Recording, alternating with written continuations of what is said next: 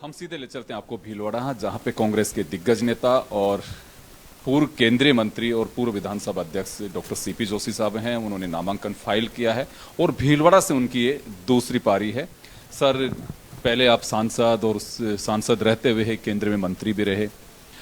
इस बार कैसा रेस्पॉन्स मिल रहा है, दूसरी पारी आप? आज मैं नामांकन किया, कल ही मैं आया था भीलवाड़ा।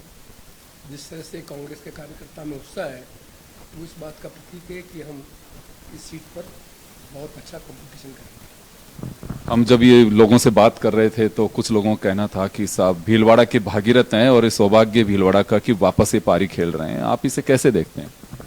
राजनीति में क्रेडिबिलिटी इम्पोर्टेंस है। मैंने अपने सार्वजनिक जीवन में क्रेडिबिलिटी को बहुत ध्यान रखा। जब मैं यहाँ पर चुनाव लड़ने आया था, तब यहाँ पीने की पानी की भयंकर समस्या थी। तो मुझे नहीं मालूम था कि मुझे जनता यहाँ पर सांसद चुनेगी। मुझे विश्वास था कि जब मैं सांसद चुना जाऊँगा तो यहाँ के पीने की पानी की समस्या का निदान करूँगा, और निदान नहीं कर पाया मैं दोबारा चुनाव लड़ने नहीं गया। सौभाग्य से बात मैं यहाँ का सांसद भी बना। यहाँ के मतदाताओं के आशीर्वाद, मेरी पार्टी के नेतृत्व के आशीर्वाद से मुझे भारत सरकार में मंत्री बनने का अवसर मिला। उस मंत्री बनने के अवसर पर मैंने इस की समस्या के निदान करने के लिए योजना बनवाई, वित्तीय स्वीकृति करवाई, लेकिन गांव-गांव में पानी नहीं पहुँच पाई।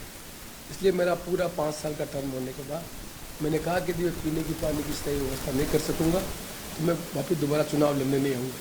वित्तीय स्वीकृति करा दी, पर एग्जीक्यूशन की जो डिले होता है उसके कारण पानी नहीं पहुँच पाया, इसलिए मैं चुनाव लड़ने नहीं आया। अब परिस्थितियाँ बदली और आज मुझे कहते हुए प्रसन्नता है कि उस योजना के कारण आज भीलवाड़ा के और गाँव में पीने की पानी की स्थायी व्यवस्था हुई, और एक जनप्रतिनिधि के रूप में मुझे दोबारा ये अवसर मिला कि मेरी पार्टी ने उम्मीदवार बनाया।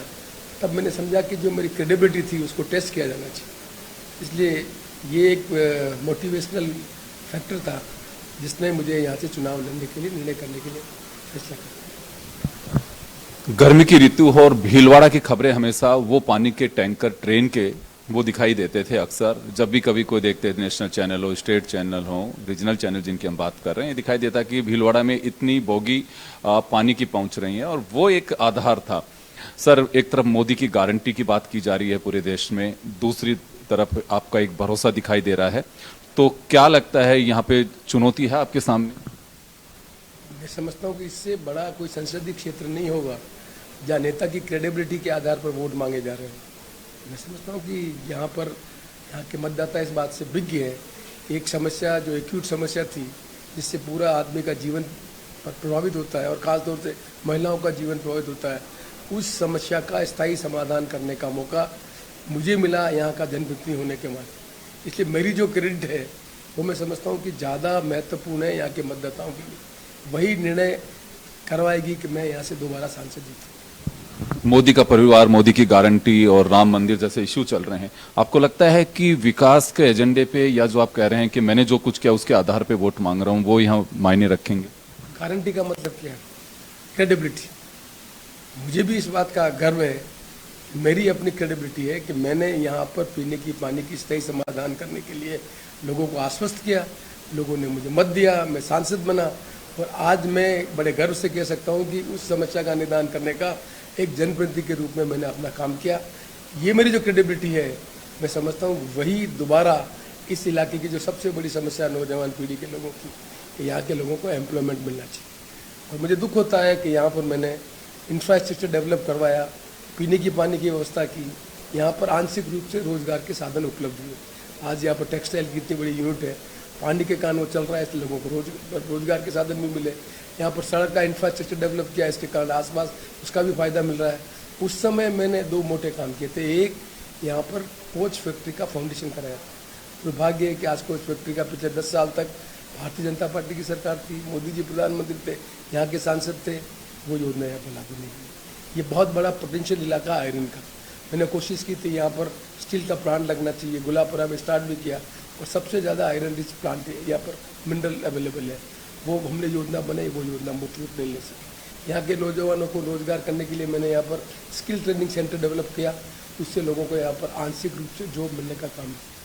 अब आज नौजवान पीढ़ी के लोग आने वाले समय में किस बात के लिए वोट देते हैं? 2014 में क्या कहा गया था कि हम महंगाई को दूर करेंगे, बेरोजगारी को दूर करेंगे, 10 साल में यदि कोच फैक्ट्री लगती यहाँ पर या स्टील का कारखाना लगता तो यहाँ पर लोगों को एम्प्लॉयमेंट के अवसर मिलते।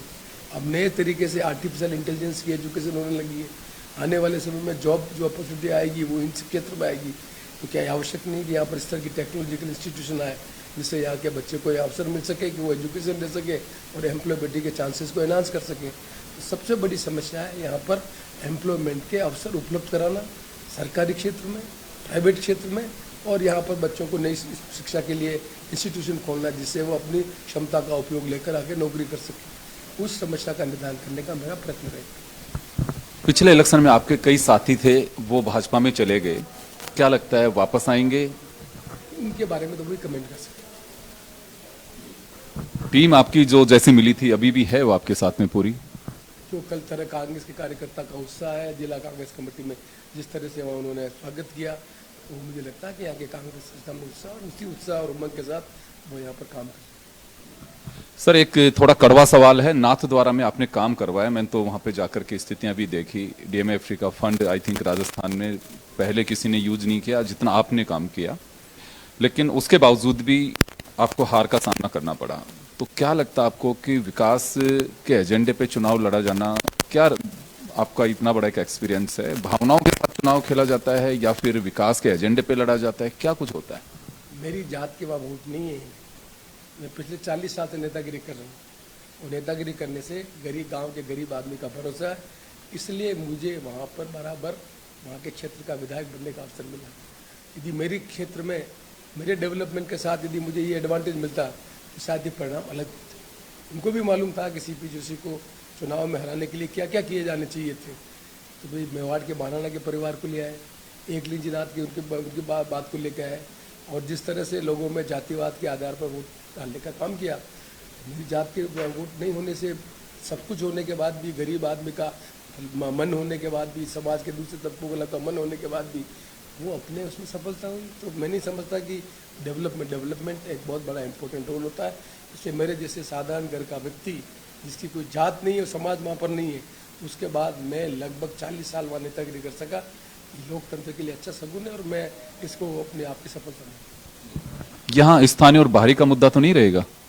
मैं स्थानीय हूँ, मैं मेरी फैमिली यहाँ पर है, बागोर मेरी ज़मीन है, मेरे दादा के नाम पे ज़मीन है। मुझे नहीं पता था कि डेस्टिनी इस तरह से बदलती। मैं तो नादरम चुनाव हार गया था, हमारे नेतृत्व ने फैसला किया है सांसद से चुनाव लड़ने का। यहाँ के मतदाताओं ने जब जीता है मुझे, ये वही मतदाता है जिन्होंने मेवाड़ के महाराणा को कांग्रेस के उम्मीदवार के रूप में नहीं जिताया। ये यहाँ के मतदाताओं ने मुझे जिताया। मैंने यहाँ की समस्याओं का निदान करने का काम किया। मैं समझता हूँ कि यहाँ का मतदाता ज़्यादा जागरूक है, वो देश की जो चुनौतियाँ उसको समझता है। और आज जिस तरह की गंभीर चुनौतियाँ है कि देश में संसदीय लोकतंत्र मजबूत होना चाहिए, तो संसदीय लोकतंत्र में जनप्रतिनिधि प्रभावशाली ढंग से अपने इलाके की समस्या का सरकार के साथ निदान करा सके, ऐसा जनप्रतिनिधि होना चाहिए।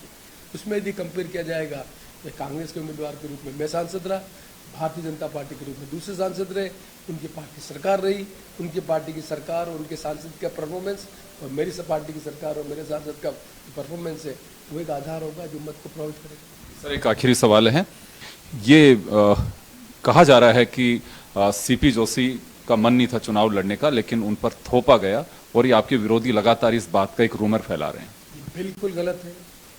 मैं उन लोगों में हूँ जिसने कांग्रेस पार्टी का, मैंने कहा कि एक साधारण घर के व्यक्ति को कांग्रेस पार्टी ने इतनी जिम्मेदारी देकर समाज में एक स्थान बनाया। मैं एमएलए भी रहा, राजस्थान सरकार का मंत्री भी रहा, भारत सरकार में तो मैं पहली बार एमपी बन के गया, उसके बाद डायरेक्ट कैबिनेट मिनिस्टर बनाया। मैं जिंदगी में कभी नहीं भूल सकता मेरे नेतृत्व का, जिस नेतृत्व में 100 करोड़ से ज़्यादा की जनसंख्या में सीधे पहली बार एमपी बनने वाले को कैबिनेट बनने का अवसर मिला। मैं समझता हूँ कि मैं सबसे ज़्यादा हिंदुस्तान में सौभाग्यशाली गरीब घर का विद्यार्थी हूँ, गरीब घर का परिवार का हूँ, जिसको कांग्रेस पार्टी ने इतनी बड़ी पहचान देश में दी। इसलिए पहले से जिस दिन चुनाव हुआ तब भी मैंने पार्टी में कहा था सब नेताओं को चुनाव लड़ना चाहिए। मैं उन लोगों में हूँ जो ये मानता रखता है कि चुनाव में हार जीत होती है, लेकिन जब पार्टी में जिस तरह की स्थितियाँ पैदा होती है तो हमारी जिम्मेदारी बनती है कि जिस पार्टी ने मैं पहचान दी उस पार्टी के उम्मीदवार के रूप में अपने आप को खड़ा होना चाहिए। इसलिए मैंने अपना निर्णय के आधार पर उम्मीदवार बनने का फैसला किया, मुझ पर किसी ने नहीं। तो चलिए, कांग्रेस के दिग्गज नेता डॉक्टर सीपी जोशी भीलवाड़ा से दूसरी पारी के लिए ताल ठोक रहे हैं और कांग्रेस के चुनाव से टिकट लड़ रहे हैं। विरोधियों के उस जो रूमर फैलाया जा रहा है उसका बिल्कुल उन्होंने सीधा जवाब दिया है कि सौभाग्य मानते हैं कि कांग्रेस पार्टी ने उन्हें इस योग्य समझा कि भीलवाड़ा से चुनाव लड़ना चाहिए। कैमरा पर्सन श्याम के साथ योगेंद्र शर्मा, जन टीवी न्यूज।